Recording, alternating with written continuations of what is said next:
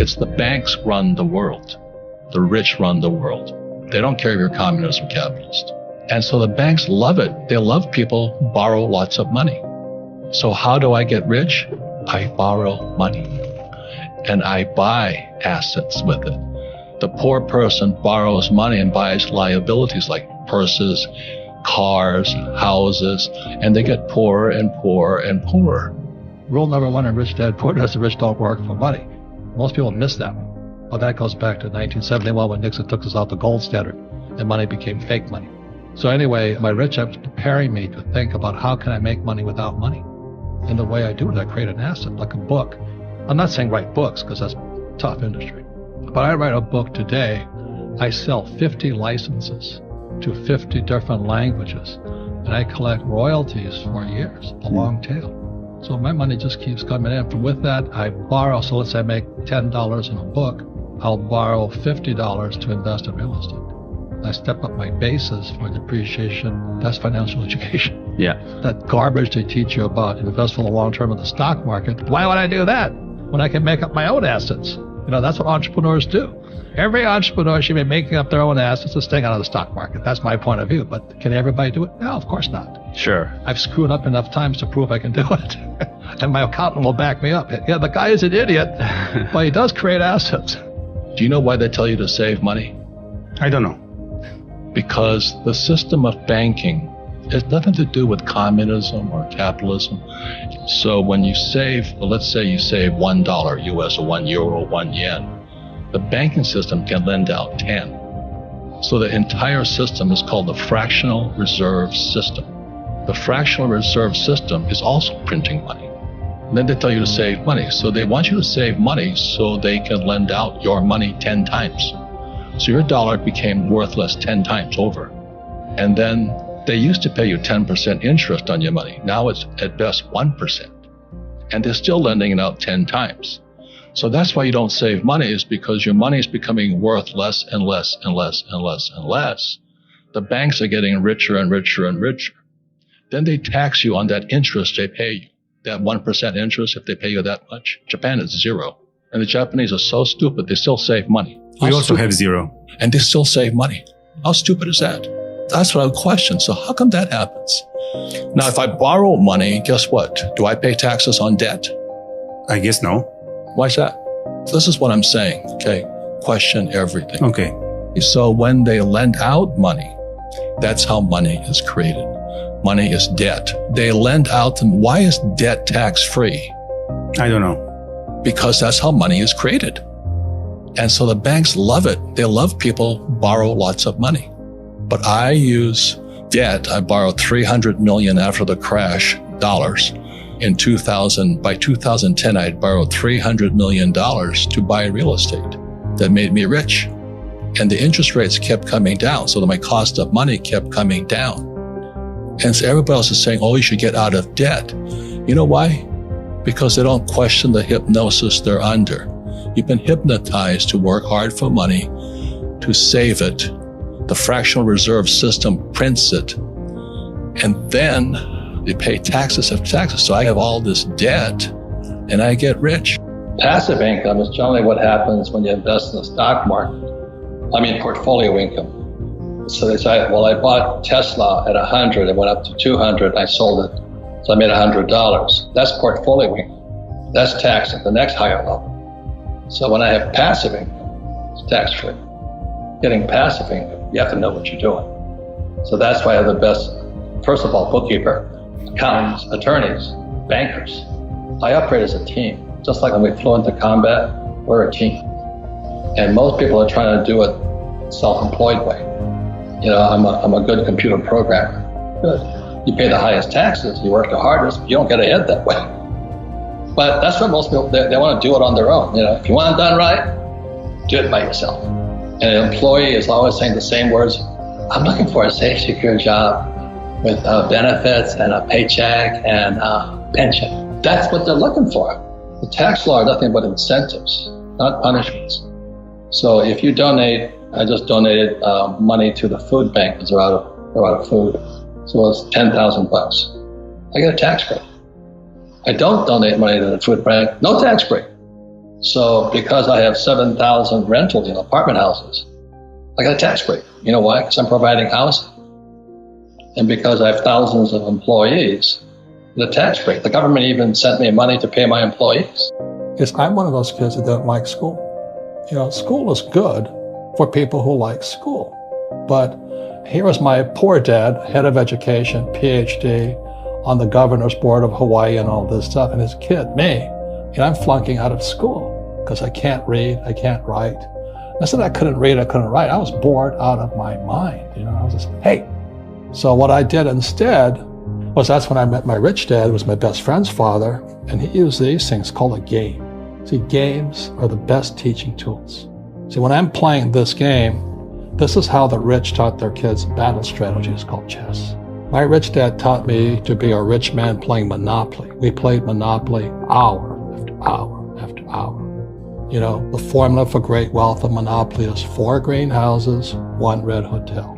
So today in Arizona, I own 8,000 greenhouses and several red hotels. I just play Monopoly for real. So that's the power of a game, because a game engages me mentally, physically, because I actually have to move things, emotionally, because when somebody knocks me out, I better wake up. You know, I made a mistake. Well, the reason the rich don't work for money is number one expense is tax. See, there's 3 kinds of income: earned, portfolio, passive. So earned income is if I get a job, that's earned income. If I'm a doctor or a programmer, that's earned income because I'm working for it. If I buy, let's say, Apple for $10 and I sell it for $20, that's portfolio income, capital gains. Yeah. But passive income, which is cash flow, is never taxed.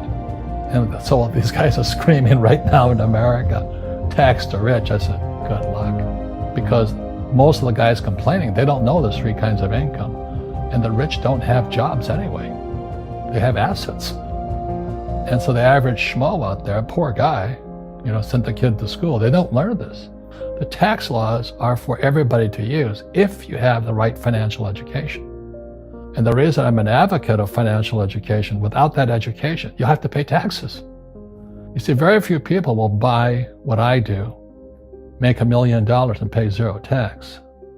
McDonald's is in the real estate business, so they sell hamburgers, but they buy real estate, so they pay no taxes.